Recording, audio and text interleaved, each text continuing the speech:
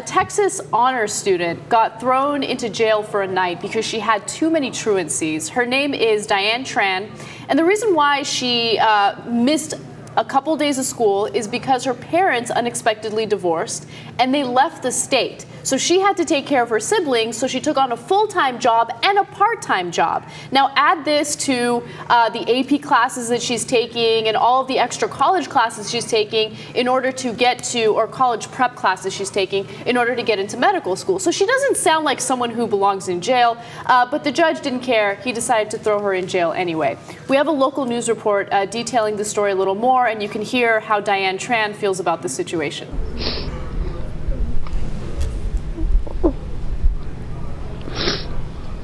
After a judge warned her in April to stop missing so much school, Tran recently missed again. She works part-time at a wedding venue and full-time at a dry cleaner's. And she goes from job to job, from school. She stays up till 7 o'clock in the morning doing her homework. But the judge says the case is bigger than Tran. People there, and if you let one of them run loose, what are you going to do with the rest of them? Let them go too? A little stay in the jail for one night is not death sentence. We explained the particulars of Tran's situation to him. So, Judge, do you think it's a case for a little bit of justice tempered with mercy? Probably so, yes, ma'am. Can anything be done to revoke this? Yeah, it probably could. Will you? I haven't thought on that issue because it turns me, well, he saw. I probably could do something about it, but I haven't given it a second's thought because I don't really care about that girl, and I don't care about anything else that's going on. I got to put people in prison, man. That's what we do in America. The answer is prison. I forgot the question, right?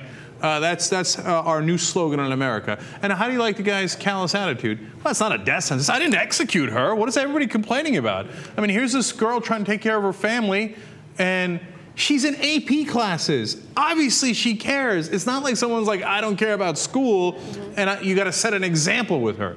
I can't imagine a worse person to set an example with, someone who's trying to do right. And by the way, the Republicans are always saying bootstraps, right? Pull yourself up by the bootstraps.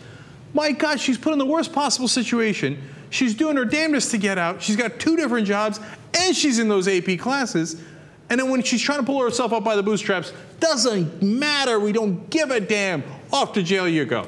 Also, in the end of that clip, the judge basically mentions that he doesn't want to make an exception for her because he would be deemed too soft.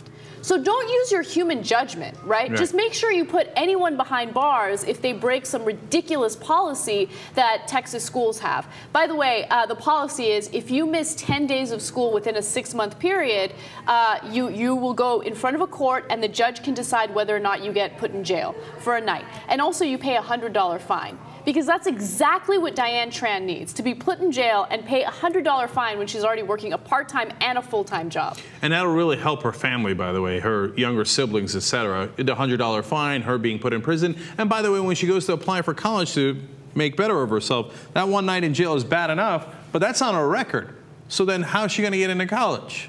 Who knows? You know, they're like, oh, here's a person who was put in prison for not showing up to school. How many colleges are going to accept her? This is a perfect example of the school-to-prison pipeline, and it's something that the ACLU has tried to draw a lot of attention to. And, you know, once in a while, the media will cover it a little bit.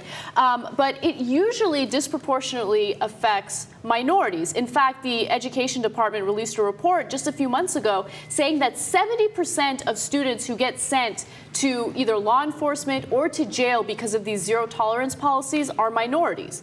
And, you know, in the case of Diane Tran, it's a little different. She is a minority, but you don't see these stories usually talked about when it comes to Asian students. But it's ridiculous. These are students who can do great things in the future, who can get accepted to great schools, but they get sent to prison. And in a lot of cases, it kind of becomes a self-fulfilling prophecy where they're told that they're criminals for doing something so minor, and they start to believe it.